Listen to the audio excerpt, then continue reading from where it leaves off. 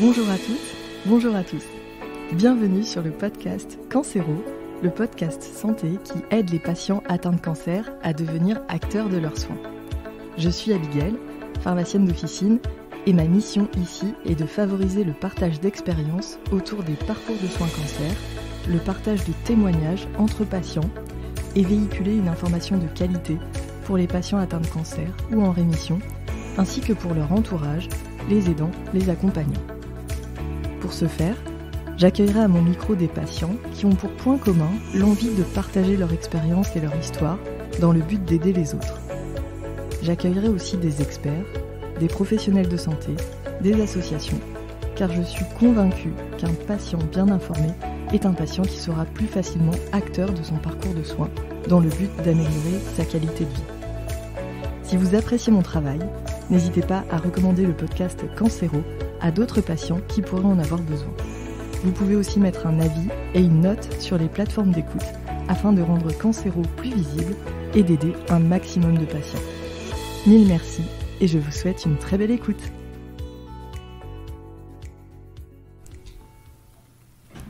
Bonjour Véronique. Bonjour Abigail. Je suis ravie de vous accueillir, pardon, oui. On vient de dire qu'on se tutoyait. Je suis ravie de t'accueillir sur le podcast Cancéro.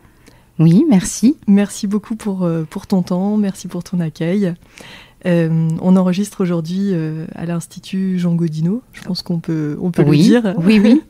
Est-ce que tu veux bien te présenter ? Tu as de multiples activités et entre autres, tu es une journée par semaine à l'Institut Jean Godino. Oui.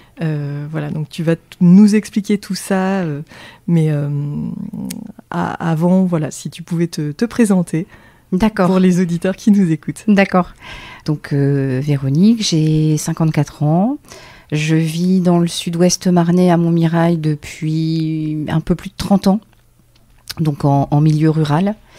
J'ai passé toute ma carrière professionnelle dans le transport routier comme coordinatrice, un métier que j'aime beaucoup. J'ai 3 grands-enfants, quelques passions aussi. J'adore les roses, cultiver les roses. J'aime les balades en mobylette et en Solex, voilà. Et j'aime beaucoup les podcasts. Bon, on a un point en commun. Voilà, exactement. Minimum. Très bien. Et est-ce que tu veux bien nous raconter ton parcours de soins ? Oui, alors, fin 2017, j'ai découvert suite à une mammographie de contrôle que j'avais donc une tache au sein gauche. Donc après une biopsie, il a été décidé que je subisse une chirurgie pour enlever cette tumeur. Lors de l'opération, les chirurgiens se sont rendus compte qu'il y avait en fait 2 tumeurs. Donc après cette opération, j'ai eu donc des séances de chimiothérapie, de la radiothérapie, et là, je suis encore sous traitement en hormonothérapie. Voilà. J'ai, dès le départ, été dans le déni, tout de suite, parce que je suis partie du principe, au départ, on m'avait dit qu'il y avait une tache, donc ça allait être réglé rapidement. On allait enlever la tumeur, et puis voilà, fin de l'histoire, on n'en parle plus. Et j'étais convaincue de ça, et à chaque fois qu'il y avait autre chose, tu sais, quand on te dit, non, mais finalement, il va y avoir de la chimio, tu dis oui, voilà, ça va durer 6 mois, après, et puis en fait, non, voilà. Donc à chaque fois, ça a été des paliers, tu sais, difficiles à digérer, parce que tu veux balayer ça rapidement, et en fait, on te dit non, c'est pas terminé. Oui, tu veux vite tourner la page. Exactement. Et en fait... Et c'est pas ça l'histoire. Bah oui, bien sûr. Voilà. Et d'ailleurs, mon fils, quand il y a, tu sais, le moment où tu dois l'annoncer, alors tu essayes de choisir un moment pour pas perturber, tu sais, le cocon familial. Et en fait, mon fils m'a demandé, il me dit, mais maman, mais du coup, tu vas avoir une perruque ? Je dis, mais non, évidemment que non, je vais juste être opérée. Et puis voilà, ça va être très rapide, vous inquiétez pas. Et en fait, à chaque fois, tu vois, j'étais vraiment pas consciente de ce qui allait se passer, ou je ne voulais surtout pas en avoir conscience. L'équipe de soins, t'en avait parlé de tout ça, j'imagine. Mais oui, c'est-à-dire que, si tu veux, le problème, c'est qu'au départ, vraiment, on était convaincus qu'il y avait juste une chirurgie. Ce qui a changé la donne, c'est cette deuxième tumeur qui n'était pas visible à l'imagerie. Et c'est cette deuxième tumeur, si tu veux, qui a initié le reste du parcours de soins.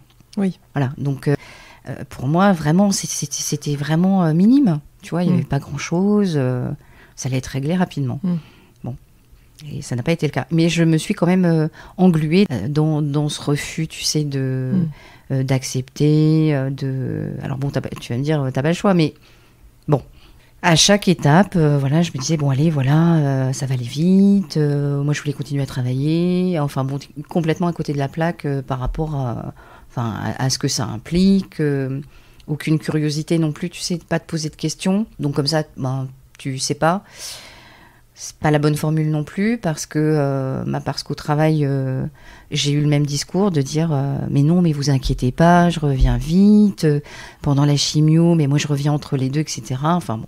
Après, on fait avec voilà, ce qu'on peut au moment donné. Enfin, c'est aussi des chocs successifs bien sûr. Qu'il faut pouvoir encaisser.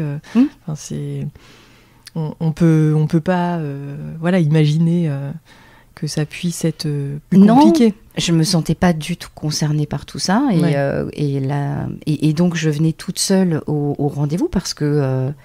voilà, je me disais, bon, bah, de toute façon, on va juste me donner, tu vois, des 2-3 dates.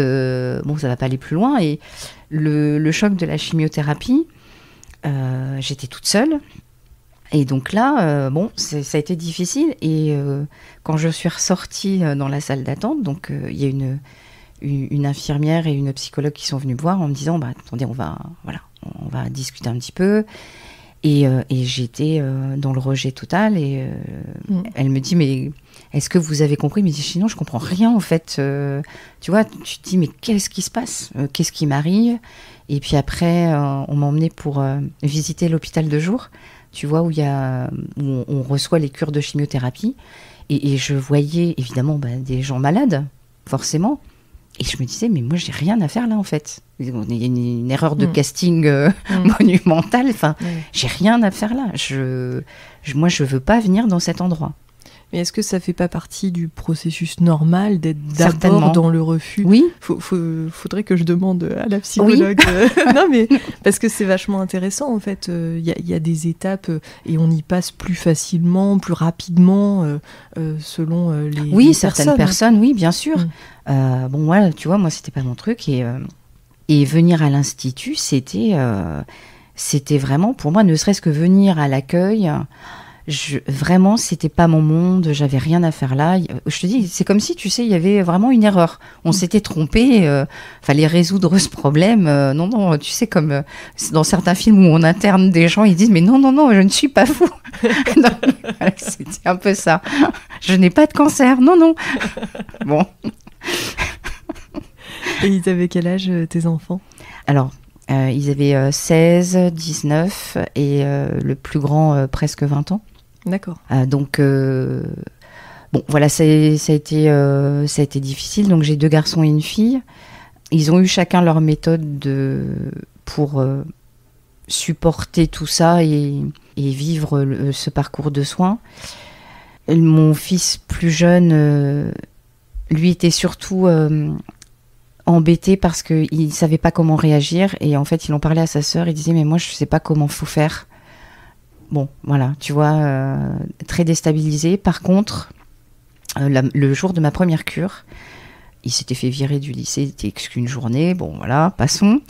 Et il me dit mais maman, du coup je viens avec toi. Et j'avais ma meilleure amie qui avait pris une journée pour venir aussi. Et je lui ai dit mais non, enfin, moi je ne savais pas du coup tout à quoi m'attendre. Et pour moi, j'allais le traumatiser. Enfin, il m'a dit, mais maman, non, moi, je veux venir. Bon, donc il est venu avec mon ami. Et bon, moi, j'étais apeurée. Enfin, voilà, j'essayais de garder la face pour pas non plus l'effrayer lui. Et après, on en a reparlé. Je lui ai dit, bon, voilà, dis-moi ce que tu as ressenti, comment ça s'est passé, est-ce qu'il y a des choses qui te dérangent? Et il m'a dit... moi, ce qui me gêne, c'est que je ne sais pas ce qu'on met dans les produits qu'on met dans ton corps. Et bon, voilà, lui, c'était ça vraiment qui était violent pour lui, c'est de dire, mais on lui met tout un tas de produits dans le corps, qu'est-ce que c'est? Et j'étais incapable de répondre puisque, tu sais, tu as des gens qui vont aller s'intéresser à tout le processus, etc. Moi, je n'étais pas allée voir sur Internet, chimiothérapie, je ne savais pas. Donc je ne savais pas répondre. Et je lui ai juste dit, bah non, ne t'inquiète pas, bon voilà, ce sont des produits pour me soigner. Bon, voilà, c'était la réponse. Mais je ne suis pas rentrée dans le détail, tu vois. Mais c'est marrant ce que tu me dis, parce que tu n'es vraiment pas la première patiente à m'en parler, en fait, des enfants qui ont besoin de se rendre sur les lieux de soins pour se rendre compte. Parce qu'en fait, c'est... imaginer, en fait, c'est presque pire que d'accompagner. Complètement. Ouais. Et en fait, ça dédramatise complètement, ça désacralise les soins, et ça peut être vraiment très très bien pour comprendre les enfants. Et puis pouvoir en parler. Et ma fille, elle est venue, alors un peu plus tard, parce que elle était étudiante et donc pas dans la région, donc c'était compliqué. Et elle est venue quand j'étais un peu plus loin dans la cure de chimio et où j'avais donc perdu mes cheveux, où j'avais le casque de froid. Et ça a été extrêmement compliqué pour moi parce que je voulais pas qu'elle me voie comme ça.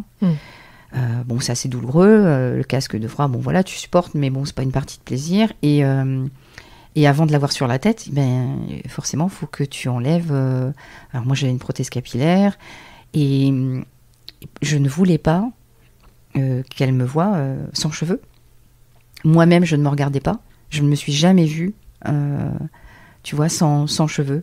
Jamais. T'as jamais pu devant un miroir. Jamais. Même quand tu étais toute seule dans ta salle de bain. C'était pas possible. Je m'organisais pour trouver un système pour mettre la prothèse capillaire. Je crois que c'était une des choses les plus compliquées à assumer. C'était vraiment les cheveux. Et il y a une coiffeuse à Montmirail qui est extraordinaire, tu sais, qui s'est orientée justement pour avoir un agrément. Tu sais, voilà, pour faire ça. Elle a une pièce dédiée, donc c'est-à-dire que tu es toute seule avec elle.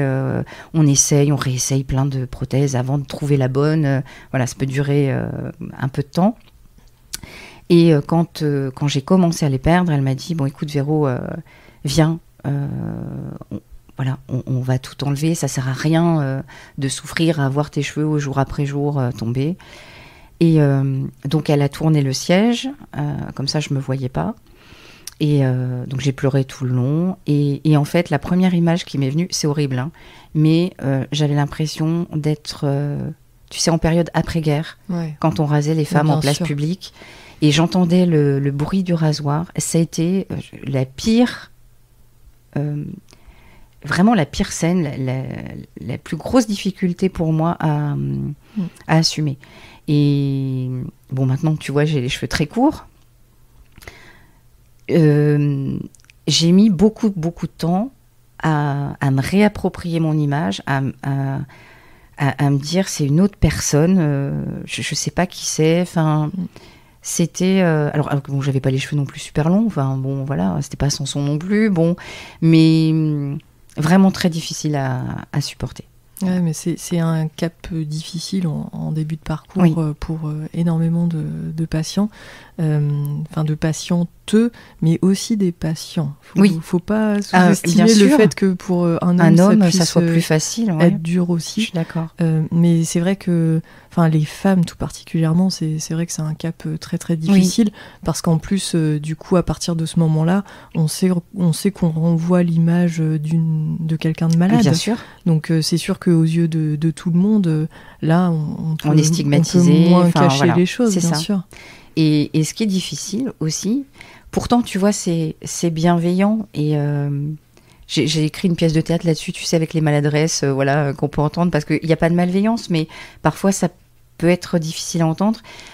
Quand tu souffres de cette perte de cheveux et qu'on te dit « mais non, mais t'inquiète pas, ça va repousser ». Oui, ok. Évidemment, je sais que ça va repousser. Mais là, à aujourd'hui, je n'ai pas de cheveux. Enfin, voilà. Et quand on dit pas de cheveux, n'oublions pas que c'est pas de pilosité du tout. C'est-à-dire, t'as pas de cils, t'as pas de sourcils, plus de poils pubiens. Enfin, c'est... Alors, sans dramatiser non plus, tu vois, sans faire focus, il y a des fois, même dans ma famille, plus éloignée, je vais pas dire que je me suis fait engueuler, mais on va dire, mais bon, Véro, enfin, c'est superficiel, arrête de bloquer là-dessus. Et c'est pas que je bloque, mais c'était douloureux pour moi. Mais Enfin, bien sûr, bien sûr. Mais tant qu'on n'est pas dans la situation, en fait, on ne peut pas savoir si c'est douloureux ou pas, en fait. bien sûr. Et ce qui va être facile pour certains ou certaines va être plus compliqué pour d'autres. Et du coup, justement, par rapport à la perte des cheveux, quelle réaction tu as appréciée, quelles paroles tu as appréciées de la part de ton entourage? Parce que oui, on comprend ce genre de paroles. Enfin, voilà, c'est de la maladresse à 100%, et c'est vrai que. Mais voilà, j'en voulais. Enfin, tu vois, c'est vraiment pas grave. On leur en veut pas, bien sûr. Mais ils se rendent pas compte de ce qu'ils disent. C'est ça. Et du coup, tu te sens encore plus vulnérable et tu culpabilises encore plus parce que tu te dis, mais c'est vrai, mince. Enfin, quand même, j'attache de l'importance à quelque chose qui en a pas. Et bon, voilà, tu te dis, c'est toi qui fais pas le focus sur le bon problème. Bon.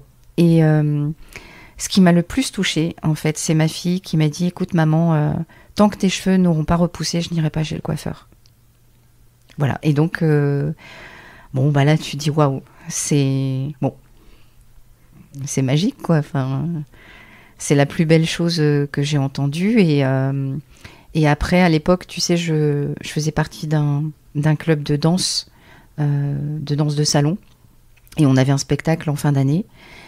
Et donc, c'était fin juin et mes cheveux commençaient à peine à repousser. Et donc, c'était insupportable, la prothèse capillaire, parce que tu sais, les petits cheveux drus. Donc, bon, voilà, c'est pas possible. Donc, gros dilemme. Est-ce que tu montes sur scène avec ta prothèse que tu ne supportes pas? Et en fait, j'étais allée voir mon prof de danse et je lui dis, mais tu veux que je fasse quoi? Parce que moi, j'avais l'impression que je faisais honte à tout le monde, tu vois, à tout le groupe. Et il m'a dit, mais danse comme tu es. Voilà. Reste toi-même. Tu as envie de mettre une prothèse, mets-la. Tu n'as pas envie, ne la mets pas, mais danse comme tu es. Et du coup, avec le soutien du groupe, et puis un ami qui était là, qui m'a dit, bon alors, tu l'enlèves? Et voilà, et du coup, je l'ai enlevé. Et il y a eu du bon et du pour et du contre, c'est-à-dire que j'ai aussi croisé des gens qui, du coup, me sont passés devant, m'ont pas reconnu. Donc là, tu dis, waouh, ok, tu sais, qui vraiment ne te reconnaissent pas. Et d'autres qui te disent, waouh, rock'n'roll, enfin... Tu sais, des yeux pleins de bienveillance, c'est... Vraiment, tu sais, ça t'amène beaucoup, beaucoup, beaucoup de courage, de douceur, pour te dire, bon, allez, ça repousse. Voilà, ça y est, je suis sur la bonne pente, tu vois. Mais c'est aussi beaucoup de barrières qu'on se met à soi-même vis-à-vis de son image à soi, parce que au final, est-ce que ça vient tant des autres? Peut-être pas. Pas du tout. Pas du tout, parce que les autres, en fait, t'aiment pour toi, bien sûr. Donc, que tu aies des cheveux, pas de cheveux, des cils, pas de sourcils, je pense que ça n'a aucune importance. Mais tu te mets, toi, des barrières. Moi, j'avais le sentiment vraiment de faire honte, tu vois, c'est un sentiment terrible. Enfin, oui. Non, mais vraiment, c'est tellement fort ce que tu dis, ce que tu décris, c'est fou. De pas stigmatiser aussi, de dire que ben voilà, si je marchais aux côtés de mes enfants sans cheveux, ça veut dire qu'au lycée, ah là là, ben t'as vu, sa mère, elle est malade, elle a un cancer. Donc pour moi, ça c'était pas entendable. Enfin, tu voulais surtout pas que ça rejaillisse sur tes enfants, non. sur ton entourage. Voilà. Surtout pas. Et donc forcément, et puis bon, après voilà, je te dis, j'avais ma propre perception de tout ça, physique, ou bon, enfin voilà, t'es pas, enfin je veux dire, t'es quelqu'un qui passe relativement inaperçu, enfin tu vois, bon voilà, plutôt banal et du coup qui passe entre les gouttes, qu'on remarque pas spécialement, enfin tu sais, et du coup là on va mettre le doigt sur quelque chose en plus que tu ne maîtrises pas et que tu n'as pas choisi. Donc c'était compliqué. Et justement, si on a des patientes qui nous écoutent, qui sont en début de parcours et qui vont devoir affronter ça, et c'est leur plus grande peur, quels conseils tu leur donnerais pour les accompagner sur cette étape difficile ? De dire ce qu'elles ressentent, vraiment. D'en parler et de ne pas s'enfermer ou de coller par rapport à ce qu'on attend d'elle. C'est-à-dire que si, tu vois, quand on me disait mais Véro, c'est superficiel, arrête, ça va repousser, alors on n'est pas obligé de se fâcher avec les gens non plus, hein, mais de répondre et de dire oui, je sais que ça va repousser. Mais là, tu vois, j'en souffre. Et c'est vraiment difficile pour moi. Et à partir du moment, je suis convaincue que si tu verbalises ce que tu ressens, au moment où tu le ressens, peut-être que oui, les gens vont avoir un autre regard et peut-être plus s'arrêter et dire « Ah oui, bon, effectivement, je comprends ». Mais en fait, le plus dur, c'est de nier la souffrance sur le moment. En tout cas, de sentir qu'on nie notre souffrance, c'est ça. Qu'elle n'est pas entendue. C'est ça. Et de passer pour... Alors aussi, des fois, tu sais, quelqu'un de faible, parce que dans les salles de chimiothérapie, j'avais une dame voisine qui avait un traitement aussi, qui n'avait plus de cheveux et qui n'avait rien sur la tête et qui brandissait oui, moi de toute façon, je m'en fiche, puis on m'accepte comme je suis, etc. Et donc moi je la regardais et je l'écoutais et je disais waouh, ok, elle a du cran. Et moi je suis ressortie de là. Je me suis effondrée encore plus parce que je me suis dit mais moi je suis vraiment nulle en fait, je suis pas capable de... Enfin voilà, mince, elle a de la force, elle s'en fiche, elle a pas peur du regard des autres et en fait moi j'y arrive pas. Et du coup ça m'a encore plus, tu vois, descendu le moral, Et toi, t'en parlais pas du coup à l'époque de ce que tu ressentais vis-à-vis de cette situation ? Non. Non, du tout.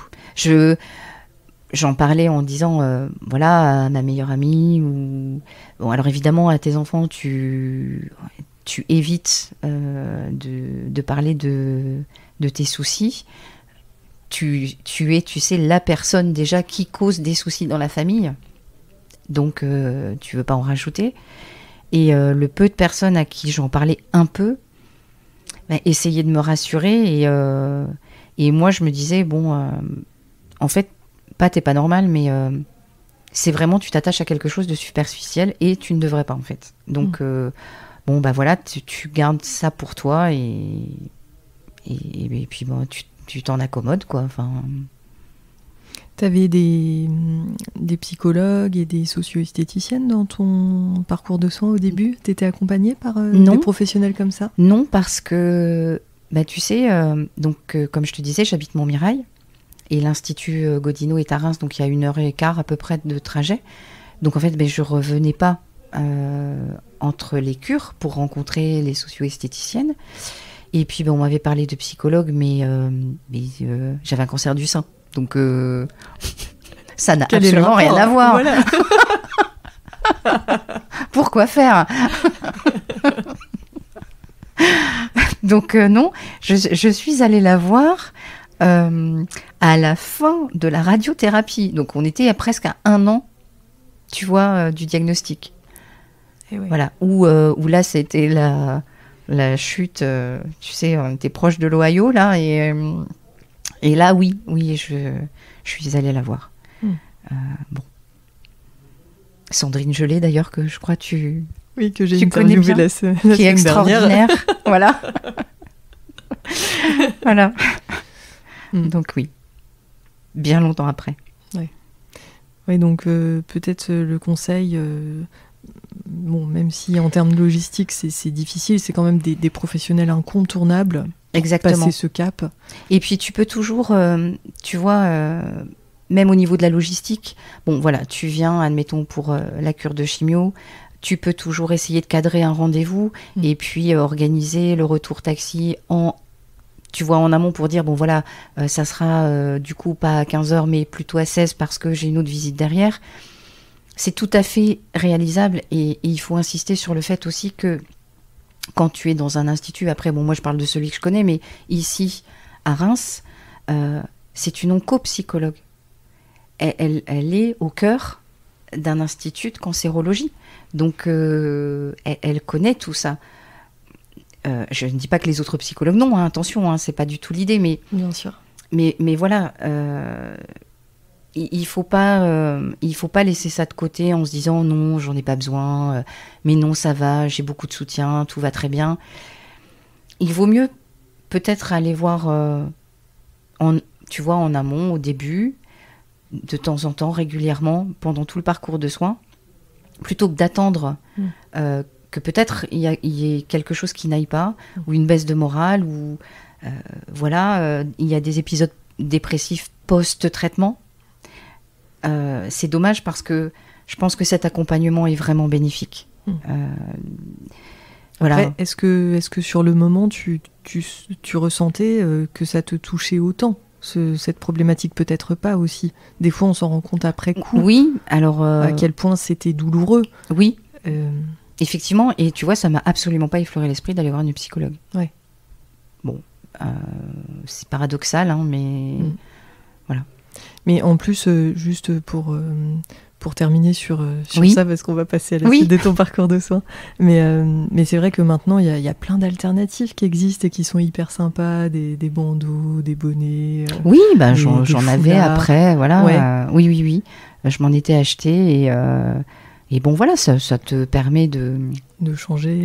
De pouvoir changer, voilà. D'avoir un petit côté sympa. Oui, un peu plus fun. De dédramatiser un petit peu ça, aussi. C'est ça, exactement. De passer certains caps, mais c'est sûr que ça n'a rien de facile, ces étapes-là. Il y a même une dame qui m'a demandé de lui conseiller le coiffeur chez qui elle allait en voyant ma prothèse capillaire. Et là, tu sais, j'ai souri et j'ai dit... Mais je ne savais pas quoi répondre. Comment dire Voilà. C'était assez amusant. Oui, j'avoue.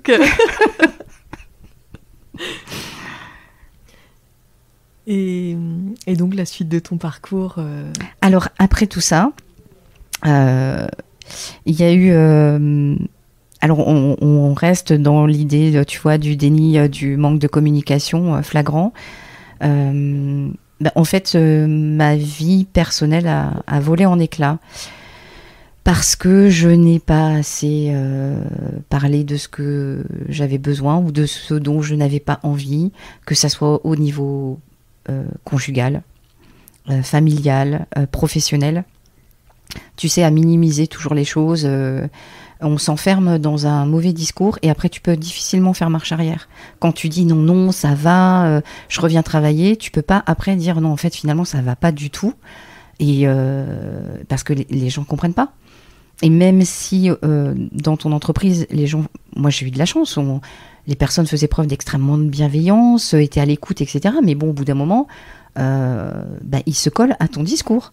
Donc, tu ne peux pas faire, tu t'enfermes, tu vois, et dans des non-dits, et bien les difficultés, les conséquences, tu sais, du traitement d'hormonothérapie ont fait que j'avais une fatigue qui s'est accumulée, qui était incommensurable. J'avais repris le travail à mi-temps complètement pendant la radiothérapie, avec les trajets. Bon, j'étais pulvérisée, mais j'ai continué quand même. Le traitement a rajouté à ça les douleurs articulaires, musculaires. J'avais des problèmes cognitifs, j'avais des pertes de mémoire. Et bien sûr, comme je suis restée dans ma ligne de conduite, je ne pose pas de questions, voilà. Donc j'étais effrayée, je me dis mais qu'est-ce qui m'arrive ça va pas du tout, donc forcément tu as des problèmes au boulot puisque tu te rappelles pas ce que tu as fait la veille, enfin bon. Et tu te dévalorises beaucoup et ça crée forcément ça crée des difficultés de communication et puis de l'agacement. Enfin, je veux dire, après les gens te disent mais Véro, on en a parlé hier et puis toi tu te braques, bon bref. Donc c'est arrivé à la fin à une rupture conventionnelle que j'ai signée en pleurant aussi parce que j'adorais mon boulot, bon voilà. Et puis je me suis dit c'est très bien, ok, je me suis séparée de mon conjoint parce que je n'ai pas compris non plus lui sa détresse Et puis, je m'y suis pas intéressée non plus. Il avait une attitude qui, pour moi, n'était pas la bonne. Mais à aucun moment, je me suis dit, ouais, mais comment il gère ça ? Enfin, c'est compliqué. Tu vois, tu restes auto-centré quand même parfois. Bon, voilà, tout ça. Tu te dis, bon, oui, qu'est-ce que tu vas faire de ta vie maintenant ? T'es toute seule, t'as plus de boulot. Enfin, voilà, génial. J'ai passé un titre professionnel de formatrice d'adultes dans l'idée, parce que j'avais entendu parler des patients experts dans un magazine, dans le magazine Rose. Je me suis dit, ok, moi je veux faire ça. Je veux passer ce diplôme universitaire. Donc j'ai envoyé ma candidature, j'ai été reçue et donc j'ai suivi ce cursus à la Sorbonne, qui était une expérience fabuleuse. J'étais avec 21 autres filles, ça a été magique. Et je suis ressortie avec mon diplôme.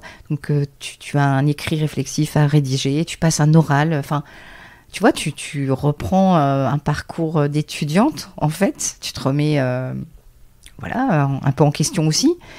Et après, évidemment, tout le monde te dit « Oui, non, mais d'accord, Véro, mais ça sert à quoi, en fait ? Puis c'est quoi, passion partenaire ? Mais pourquoi tu reprends ça maintenant ? Puis tu restes dans le cancer ?» Je dis « Non, je reste pas dans le cancer. » Alors, tu vas nous expliquer ce que c'est un patient partenaire. C'est ça. C'est quelqu'un, en fait, qui, de par...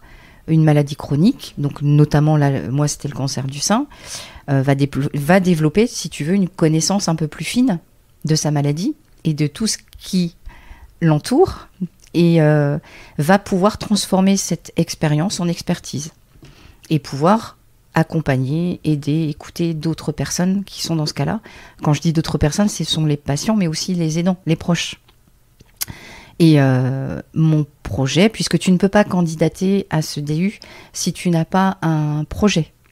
Le mien, c'était d'apporter un accompagnement aux personnes en milieu rural touchées par un cancer. Parce que, moi j'ai vécu ça, et puis oui, j'étais loin de Reims, donc je n'ai suivi aucun atelier. Ça, c'est une question intéressante que je m'étais jamais posée. Tu penses vraiment qu'il y a une discrimination du fait d'habiter en milieu rural et d'avoir moins accès aux soins de support ? C'est vraiment une question... Alors, c'est pas une discrimination. Ça peut paraître naïf, mais en effet, c'est clair que t'as pas accès facilement si tu veux, aux ateliers. clairement, quand tu es venu suivre ta cure de chimio, que tu as fait 1h15 de trajet, que tu es resté là, que tu as refait 1h15 pour rentrer chez toi, on te dit, tiens, il y a des ateliers, vous pouvez venir aux soins de support. T'as pas envie, enfin je veux dire, t'es fatigué. Reims, moi j'y ai pas mis les pieds pendant 1 an parce que je ne supportais plus de venir à Reims. Tu reviens à l'endroit où tu as eu tes traitements et si tu veux, si tu es habitant, c'est pas pareil, tu le perçois pas de la même façon.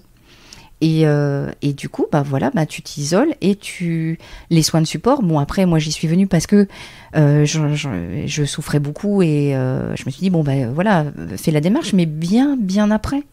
Tu vois, le temps de reprendre mon souffle. Et c'est dommage parce que je me serais évité peut-être beaucoup de souffrance. Et je me suis dit, c'est injuste. Tu vois, si tu habites loin des centres de soins, tu rentres chez toi et tu n'as personne à qui parler. Et le fait de dire, on peut avoir une patiente partenaire qui est là, dans un milieu qui est non médicalisé, dans un lieu chaleureux. Je ne suis pas médecin, je ne suis pas psychologue, j'ai pas, tu vois, du tout cette prétention. J'ai juste le vécu qui me permet d'écouter et ne surtout pas donner de conseils et pas être dans l'injonction. Tu sais, le côté « Oh là là, mais madame, mais oui, mais moi, quand j'ai fait ça, tu vois, et oh, mais vous devriez faire ci. » Non, c'est pas ça du tout. Et c'est pour ça que ce DU est important, parce qu'on apprend ça. On apprend à écouter et on apprend à prendre du recul par rapport à son expérience, parce que tu ne peux pas aider quelqu'un si déjà tu n'es pas en accord avec toi-même, avec ton propre parcours. Tu vois, si tu n'as déjà pas pris acte de tout ça, avec beaucoup de recul. Et donc, je suis allée voir la mairie de Montmirail qui m'a prêté un lieu. Et l'idée, c'est que ça soit gratuit, évidemment. Donc, il faut des financements. Donc là, j'ai découvert ce qu'était un appel à projet. Ça n'est pas simple. J'imagine. Et donc, voilà, bon, là, je ne lâche rien. J'essaye de trouver des subventions parce que je reçois de plus en plus de personnes. Et la plus belle récompense, c'est que en arrivant, tu sais, elles sont forcément pas toujours bien. Et elles me disent, mais vous savez en fait. Voilà. Donc, si tu veux, les barrières tombent tout de suite. Voilà, on est dans le vif du sujet. Elles parlent, elles se livrent. Et quand elles repartent, elles me disent parfois, ça m'a fait du bien de vous voir. Et alors, tu vois, curieusement, je ne fais pas grand-chose en fait. Hein. Tu sais, je suis là, j'écoute, j'offre un thé, j'essaye d'alléger un petit peu tout ça. Parfois, on a des fous rires, parfois parce qu'on peut rire aussi. Tu vois, c'est pas parce que tu es en parcours de soins, parce que tu es malade. Et on a l'impression, tu sais, que tout ce qui est léger, il n'y a plus accès vraiment. Enfin, tu vois, pas avec la même. Je comprends. Pas avec la même facilité. Et c'est vraiment, vraiment extraordinaire comme échange, comme expérience, et de se dire, voilà, je trouve qu'au-delà de la maladie, tu découvres que tu as un cancer. Bon, ok. Il y a les dommages collatéraux auxquels tu n'es absolument pas préparé. Et évidemment, on ne va pas te dire, alors attention, madame, vous avez un cancer du sein, mais potentiellement, vous allez peut-être vous séparer et peut-être perdre votre boulot aussi en supplément. Tu vois, enfin voilà, clairement, tu peux pas avoir ce discours parce que c'est pas à chaque fois. Mais se dire, j'ai une amie qui a une très belle phrase qui dit, tu n'es plus tout à fait la même, tu n'es pas tout à fait une autre. Et petite pensée pour Katia, mon amie, qui voilà. Et cette phrase, je la trouve vraiment belle parce que ça n'est plus comme avant. Tu vois, il faut en être conscient. Il faut l'accepter. Un parcours de soins, alors cancer ou une autre maladie, tu n'es plus comme avant. Voilà, pas tout à fait comme avant. Et à l'époque, tu voulais pas te tourner vers les associations de patients? Ou il y en avait peut-être pas près de chez toi? Près de chez moi, il y en avait pas. Ouais. C'était pareil, tu vois, il y a une très belle association qui s'appelle Action Croisée à Châlons, 1 heure. Il y a des associations, il y a Lise à Reims, 1h15. Voilà. Tu vois, après, ça n'est pas une généralité parce que, évidemment, heureusement, mais si tu es trop loin, voilà. Oui, bien sûr. Et puis la fatigue des traitements, t'as pas envie de te rajouter ça en plus. Et puis, je m'y intéressais pas non plus. Tu as une responsabilité aussi en tant que patient à aller chercher, toi, l'information, tu sais, à essayer aussi de trouver des moyens pour pallier à ce qui te ce qui te fait souffrir, à tes peurs, à tes douleurs. Tu vois, à Château-Thierry, il y a une association aussi. Et je ne le savais pas. Je l'ai découvert octobre dernier, hein, d'accord. Donc, voilà, je n'étais pas du tout dans cette démarche. Bon. Et là, tu accueilles beaucoup de patients ? Oui. Là, j'ai vu une dizaine de patientes depuis fin octobre. Ah, c'est top. Et qui reviennent. C'est-à-dire que ce ne sont pas des visites spot. Tu vois, elles reviennent. Non, c'est la plus belle récompense. Ah bah, bien sûr. Tu vois, par rapport à ça. Bien sûr. Et donc, du coup, tu as réorienté ta vie professionnelle. Oui. Et maintenant, tu interviens en entreprise, si j'ai bien compris. Alors, je suis formatrice pour adultes donc au Greta à Châlons. Et je me suis dit, voilà, tu as la préparation, toute la période, tu sais, après traitement, qu'on appelle la période de rétablissement, où tu sais, tu as ce sentiment de vide, tu as le dernier traitement, et puis tu repars et tu te dis, il ne se passe plus rien en fait. Alors que ta vie est cadrée de rendez-vous, tu sais, enfin voilà, où tu te laisses un peu porter. Et là, on te relâche, tu sais, dans la nature. Il y a un sentiment de vide extrême. Alors ça, je l'entends de la part de tous les patients. Non, mais c'est une période vraiment charnière, l'arrêt des soins, où on a l'impression d'être abandonné de tout le monde. Oui. Et tu vois, on a fait un exercice pendant le DU en disant il fallait qu'on mette un mot sur la période de rétablissement. Tu sais, l'après-traitement, il n'y avait aucun mot positif. Il n'y avait aucun mot positif. Et là, on s'est regardé, on s'est dit non, c'est pas possible. Et alors qu'on devrait être dans l'euphorie, être contente, etc. Mais il y a, c'est un vide. Et je me suis dit, bon, il faut aussi accompagner les personnes pendant cette période parce que, comme je te disais, il y a beaucoup d'épisodes dépressifs. Il y a le retour au travail qui doit s'anticiper en amont. C'est pas, tu sais, un mois avant, c'est pas suffisant. Parce que les patients sont dans une autre dynamique, ils sont centrés sur leurs soins, et on se dit « Ah mais oui, là, il faut que je reprenne le travail ». Et je vois une patiente, là, depuis quelque temps, qui était épouvantée. Elle allait reprendre, elle allait dire « Mais j'ai peur, ça fait 1 an que je n'y suis pas retournée, mais qu'est-ce qui s'est passé ?» Et vraiment, c'est même triste, je trouve, parce que du coup, tu as l'impression que tu repars sur une page blanche. Et pour certains, que tu n'es pas légitime. Parce que tu as déstabilisé le service, tu vois, ce sentiment de culpabilité.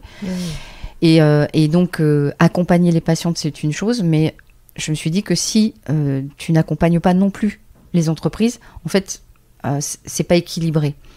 Et donc, j'ai créé mon auto-entreprise en me disant, voilà, je veux proposer des ateliers de sensibilisation et préparer les salariés, les managers. Il n'est pas question, encore une fois, tu sais, d'être dans le « oh là là, mais ça, c'est pas bien, faut faire comme ça, faut pas faire comme ci ». Non. Encore une fois, c'est de la communication. Est-ce qu'on peut parler de cancer? Et puis, qu'est-ce que c'est? Tu vois, quand tu poses la question, finalement, les gens savent pas trop.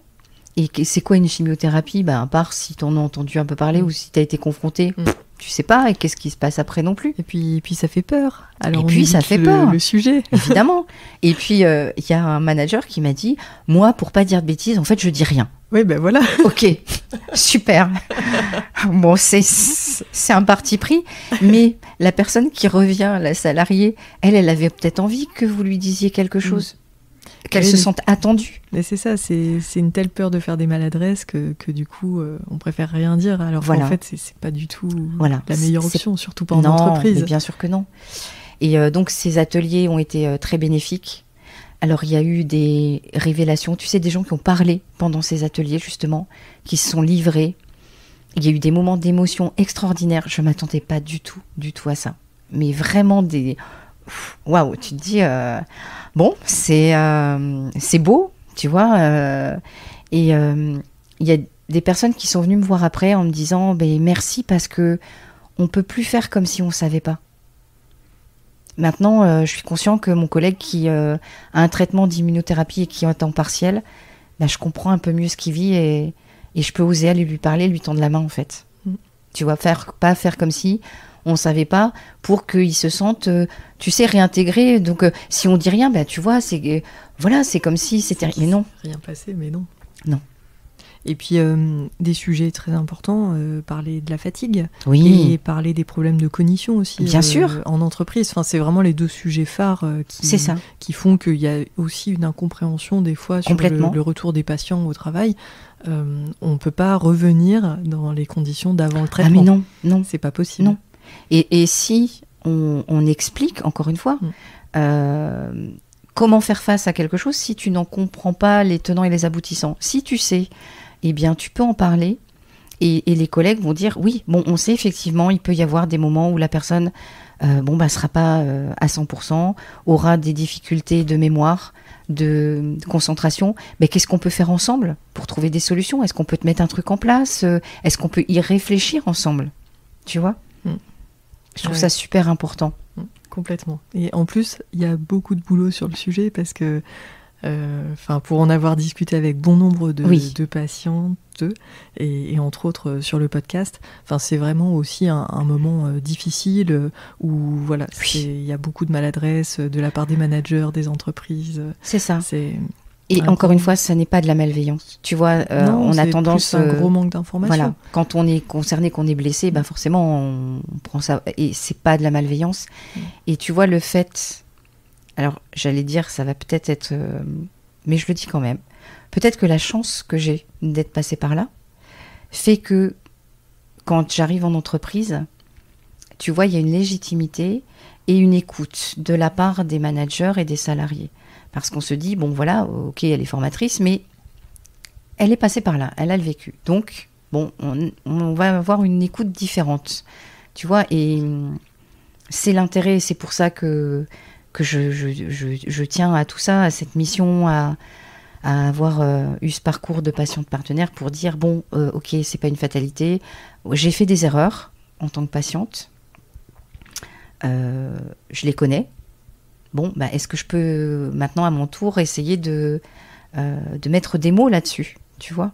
Et puis en faire une force. Bien sûr. Parce que du coup, ton parcours, il a été peut-être beaucoup plus difficile. D'autant plus, tu sais comment accompagner les autres patients. Complètement. Complètement. C'est quoi ce qui t'a le plus aidé pendant ton parcours de soins ? Ce qui m'a le plus aidé, alors, j'avoue que d'être dans le déni quelque part, tu sais, je ne savais pas quoi m'attendre, donc bon, je découvrais au fur et à mesure. Non, je plaisante, c'est pas bien, mais non, mais pour dire qu'il faut vraiment, pas s'engluer là-dedans. Ce qui m'a le plus aidé, c'était mes enfants, évidemment, parce que tu as un objectif primordial qui est de rester en vie, parce qu'ils sont là. Et bon, toutes les petites choses, ma fille, voilà, avec ses cheveux, qui m'appelait tous les jours sans exception, voilà, j'avais ce lien. Tu vois, il fallait que je sois, alors bon, c'est une erreur, mais il fallait que je sois à la hauteur. Donc maman, ça va? Oui, bien sûr, évidemment, tu vois. Bon, et bon, c'était pas une bonne idée, mais voilà, tu as ce lien. Après, il y a les enfants, il peut y avoir ton conjoint, il peut y avoir tes amis, il peut y avoir ta passion. Même si tu ne peux plus l'assouvir à 100%. Mais voilà, moi j'adore les roses, j'adorais cultiver les roses et me retrouver dans mon jardin à couper mes roses, à les sentir. Voilà, c'était ma bouffée d'oxygène et t'accrocher en fait au moindre petit bonheur que tu peux avoir et t'accorder. Et vraiment, c'est ce qui m'a aidé à tenir et te dire oui, c'est moche là ce que je vis. Voilà, j'aime pas ma vie en ce moment. Mais waouh, un rayon de soleil. Voilà, tu sais, plein de petits bonheurs qui t'enrichissent et qui te nourrissent. Et vraiment, c'est important. Et ne pas les balayer, tu sais, juste par excuse d'être malade, tu sais, de devenir aigri et de ne plus accorder ce regard et apprécier, tu vois, les choses de la vie quotidienne qui sont des vrais plaisirs parce que tu t'enfermes là-dedans, dans ta douleur, dans ta souffrance, dans ta colère, dans ton incompréhension, dans l'injustice. Et non, il y a des belles choses, elles sont toujours là, ces belles choses, tu vois. Elles existent toujours. Le printemps sera toujours le printemps, tu vois. Le soleil sera toujours là. Et si tu ne le regardes pas, évidemment, ça sera toujours la pluie, en fait. Voilà. Et qu'est-ce que tu aurais aimé savoir dès le début de ton parcours de soins ? J'aurais aimé savoir ou qu'on m'alerte, alors sans dramatiser non plus, mais sur que c'est un long chemin et de savoir qu'il ne s'agit pas d'un traitement comme tu vas prendre un traitement antibiotique, quand il est terminé, c'est fini, tu vois, voilà, hop, on passe à autre chose. D'avoir cette conscience de la longueur du parcours, et c'est une réalité, donc il ne faut pas non plus occulter ça. Et j'aurais aimé aussi anticiper, tu vois, le travail, pouvoir parler à quelqu'un qui me dise, mais non, il faut parler, tu vois, avoir cette ouverture sur la parole et qu'on me le dise, accorde-toi de verbaliser ce que tu ressens. Vraiment, je pense que c'est une des choses qui m'a le plus manqué.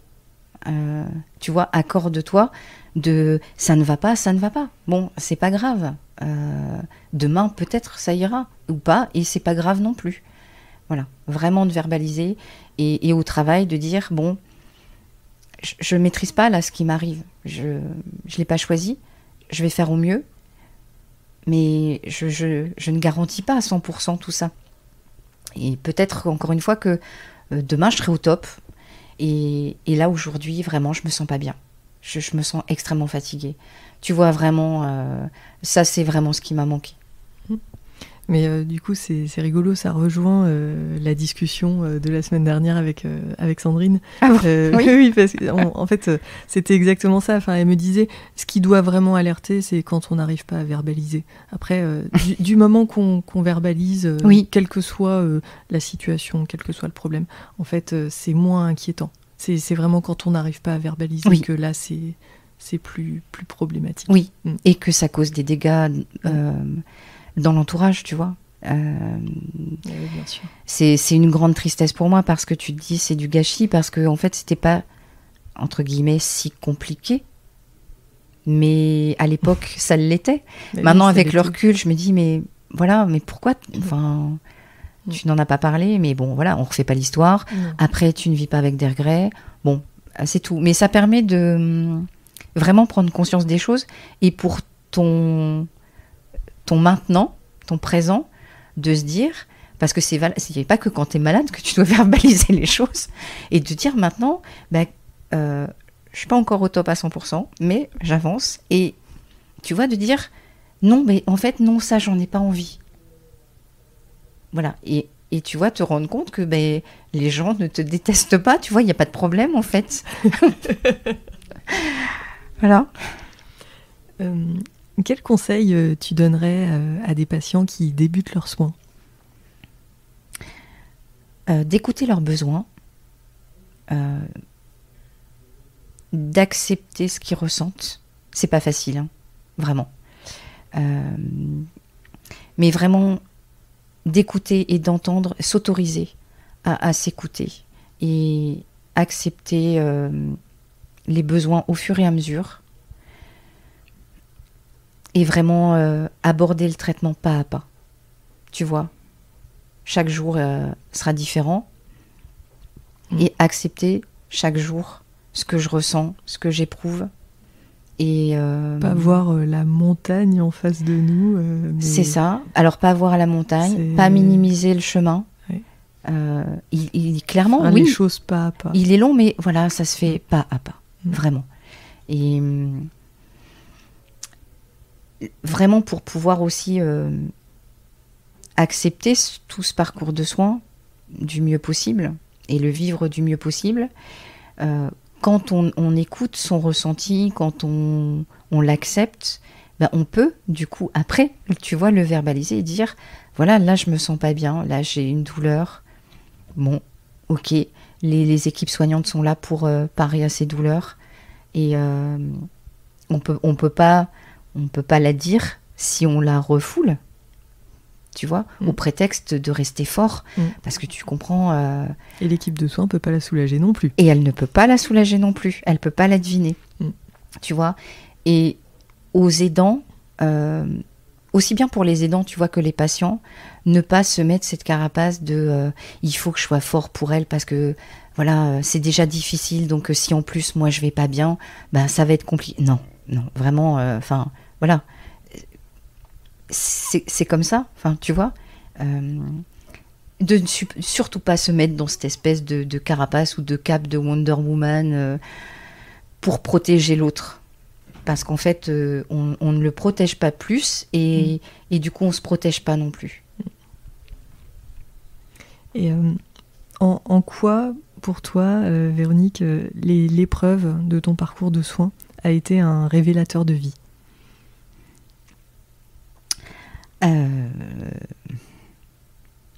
Ça a été révélateur dans ce que je fais maintenant, de me dire voilà, t'as 50 passés, tu t'inscris à un diplôme universitaire. À la base, moi j'ai un BEP transport.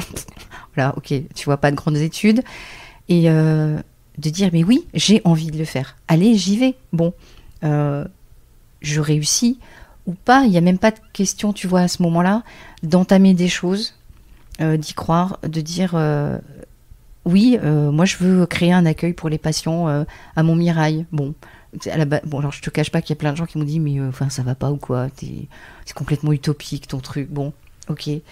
Et finalement non, et de se dire que quand on est convaincu soi-même de ce qu'on a envie de faire, on arrive à convaincre les autres. Et tu vois, Monsieur Humer, qui est le directeur des soins de l'Institut, m'a tout de suite soutenu, encouragé, accompagné, écouté. Il est venu assister à ma pièce de théâtre. Enfin, voilà, les équipes de soins sont ouvertes à tout ça. Et je me dis, voilà, ça m'a apporté d'arrêter, tu sais, de m'effacer, de trouver des excuses. C'est un peu facile pour pas oser. Et en fait, d'aller au bout de mes rêves. Voilà.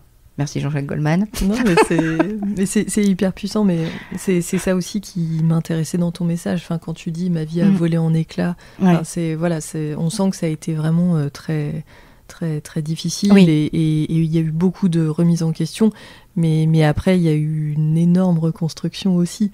Oui. Et ça c'est beau.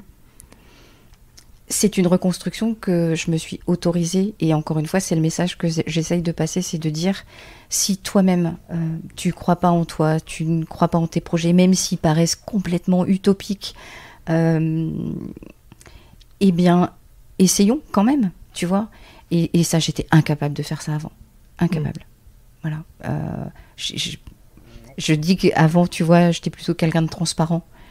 Et là, je me dis, ben non, je colorie un peu, tu sais, tout ça. Et j'amène de la couleur.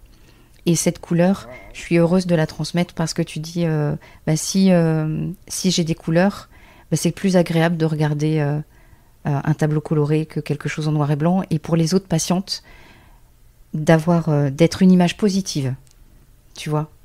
Mais justement, ça me fait une belle transition. En dernière question de cet épisode de podcast, je voulais te poser la question, c'est quoi pour toi l'utilité du témoignage patient ? Eh bien, c'est de pouvoir communiquer sur tout ce qui est positif, sur les difficultés, sans langue de bois, de ne pas minimiser, tu vois, d'être au clair avec sa propre expérience, et de dire, bon, voilà, mais c'est la mienne, heureusement, et voilà, autant de personnes, autant de soignants, autant de patients, autant de prise en charge et d'expériences différentes. On a chacun notre perception des choses. Et l'échange et le partage, c'est de se dire, ben oui, justement, tu vois, il y a une espèce de mélange d'expériences qui fait que certains vont pouvoir se dire, ah ben oui, je me reconnais là-dedans, ou je me reconnais plutôt là. Et puis, ben oui, peut-être, oui, ben moi j'avais envie de ça, puis finalement, ben pourquoi je le dis pas ? Bon, tu vois, je trouve que c'est enrichissant, quelle que soit notre position dans le parcours de soins. Tu vois, même en tant que soignant. Pour moi, le meilleur des chemins, c'est celui qui est partagé. Bien, en tout cas, merci beaucoup, Véronique. Est-ce que tu avais quelque chose à rajouter ? Je pense qu'on a fait... Non, je te remercie d'être venue ici à Léry, où je viens, oui, une fois par semaine maintenant. Et tu vois, la boucle est bouclée, parce que de cet endroit dans lequel je voulais absolument pas mettre les pieds, tu vois, il y a quelque temps, eh bien, je viens avec le sourire aux lèvres maintenant. Voilà. Donc, c'est vraiment quelque chose de beau, parce que tu te dis quelque chose qui existe à un moment où que tu n'apprécies pas peut se transformer en quelque chose de merveilleux, où tu es contente de venir et tu y trouves du bonheur, en fait. Voilà. Mais en tout cas, merci mille fois pour ton partage d'expérience, pour ton témoignage, et puis toute cette sincérité. Merci. Et toute cette émotion. Merci Véronique, c'était vraiment un grand, grand plaisir de t'interviewer. Merci à toi. Merci Véronique.